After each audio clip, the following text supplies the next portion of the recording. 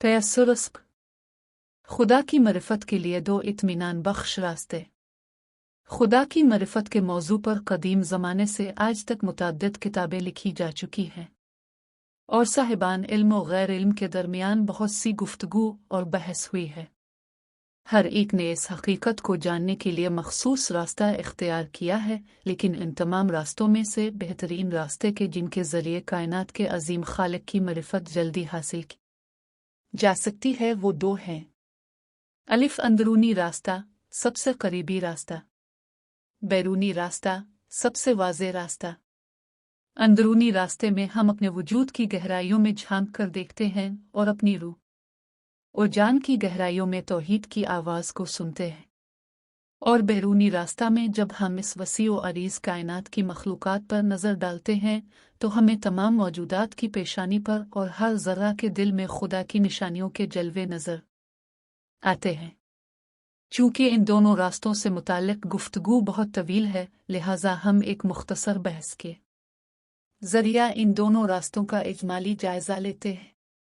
अलिफ अंदरूनी रास्ते। हमें चाहिए उन चंद उमूर पर सही मानों में गौर व फिक्र करें।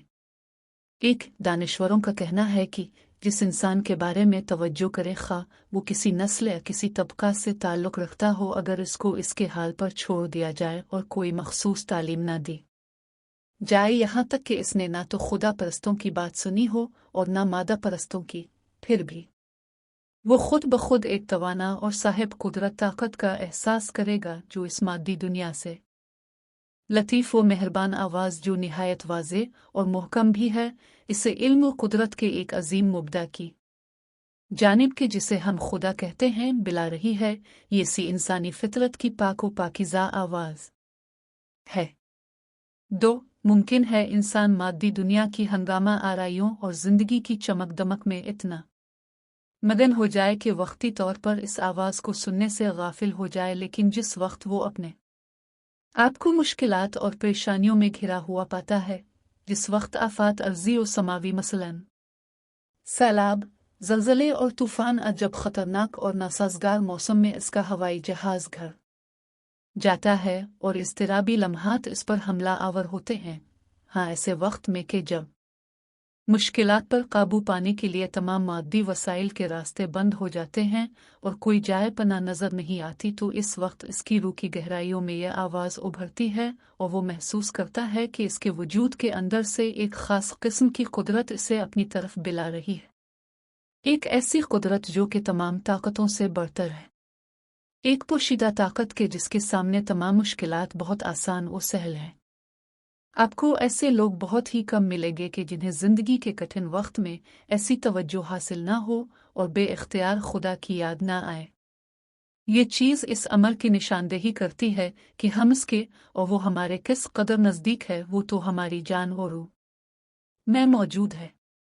फितरत की यह आवाज़ इंसानी रूह में हमेशा रहती है, अलबत्ता ऐसे लम्हात में ज़्यादा शिद्दत से महसूस होती है। 3 तारीख़ हमें बताती है कि ऐसे ताकतवर अफराद जो आम हालात और ऐश व आराम के वक्त खुदा का नाम तक लेना गवारा नहीं करते, लेकिन जब इनकी ताकत की बुनियादें मुतज़लज़ल होने लगती हैं और मौत सामने मंडलाने लगती है, तो इस वक्त अजीम खालिक के सामने दस्त सवाल दराज करते हैं और फितरत की आवाज़ उन्हें अच्छी तरह सुनाई देने लगती है। तारीख़ बताती है कि जब फ़िरौन ने अपनी कश्ती हयात को दरिया की भरी हुई मौजों में घिरा हुआ पाया और देखा कि वही पानी जो इसकी ज़िंदगी और उसके ज़ेर तसल्लुत मुल्क की आबादी का सरमाया और उसकी मादी ज़िंदगी की तमाम ताकतों का सर चश्मा था, अब इसके सामने मौत का प्याम बनकर आया है। मुनक़ते और छोटी छोटी लहरों ने इसको मजबूर विलाचार कर दिया है और हर तरफ से निजात की उम्मीद मन हो चुकी है, तो इसने बाआवाज़ बुलंद कहा, अब मैं एतराफ़ करता हूँ कि मूसा के बुज़ुर्गों बरतर खुदा के अलावा और कोई माबूद नहीं। दरअसल ये आवाज़ इसकी फितरत और रूह के अंदर से उभरी थी। ना सिर्फ फ़िरौन बल्कि इस जैसे दूसरे लोग भी इस आवाज़ को सुनते हैं। 4 अब भी जब अपने दिल की गहराइयों में झांक कर देखें तो आप इस बात की तस्दीक करेंगे कि इसमें एक ऐसा नूर चमक रहा है जो आपको खुदा की जानिब बिला रहा है। शायद आपकी ज़िंदगी में बारहा ऐसे सख्त और मुश्किल मौक़े आए होंगे जब मुश्किलात से निजात हासिल करने के लिए तमाम मादी वसाइल के रास्ते बंद हो गए होंगे।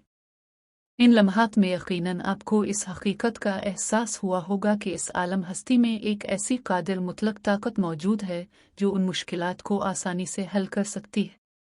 ऐसे लम्हात में इस खालिक के इश्क से लबरेज उम्मीद की एक किरण नजर आती है जो मायूसी और नाउम्मीदी के तेरा व तारीक बादलों को आपके दिल से साफ कर देती है।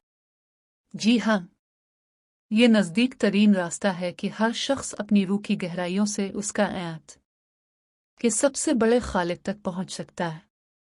सिर्फ एक सवाल मुमकिन है कि आप में से किसी के दिल में ये सवाल पैदा हुआ हो कि आया इस बात का इम्कान नहीं है कि हमने जिस माहौल में परवरिश पाती है और माँ बाप से हमें जो तालीम मिली है इसके ज़ेर असर हसास मौक़े पर हमारे दिल में ये ख्याल आता है और खुदा की आगे दस्त हाजत दराज करते हैं। आपको ये सवाल करने का हक है, मगर हमारे पास इसका दलील के साथ और दिलचस्प जवाब भी मौजूद है जिसे हम आइंदा सबक में पेश करेंगे। कुरान मजीद फरमाता है, सूरह अनकबूत ये 65। बस जब वो कश्ती पर सवार हों और तूफ़ानी मौजों से मौत का डर पैदा हो तो अल्लाह को इखलास से पुकारते हैं। बस जब अल्लाह उन्हें साहिल की खुश्की की तरफ निजात देता है तो वो इसे भूल कर शिर्क करने लग जाते हैं। सोचिए और जवाब दीजिए। 1। मुंदरजा बाला आयत को इसके तर्जमा, आयत नंबर और सूरा के नाम समेत याद करने की कोशिश करें ताकि बतदरीज कुरान से आशनाई हासिल हो सके। कभी आपकी ज़िंदगी में ऐसा कोई हादसा रूनुमा हुआ है कि जब आपकी उम्मीद है 2 तरफ से मुनक़ते हो चुकी हो और सिर्फ खुदा के लुत्फ़ विक्रम का आसरा बाकी रह गया हो? एक मुख्तसर तकरीर या मज़मून इस मौजू पर तैयार करें। 3 इस रास्ते को नज़दीक तरीन रास्ता क्यों कहा गया है?